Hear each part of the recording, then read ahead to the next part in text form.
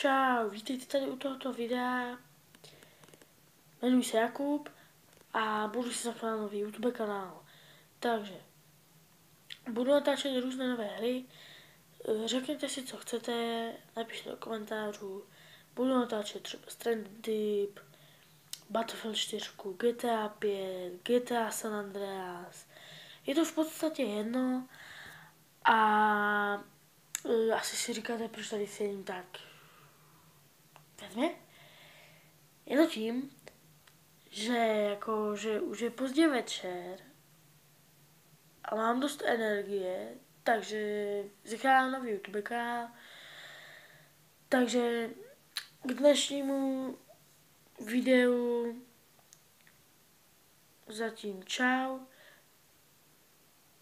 a doufám, že se vám to doufám, že se vám toto video líbilo. Jestli ano, ohodnoťte video lajkem, alebo odebírejte. Tak zatím čau.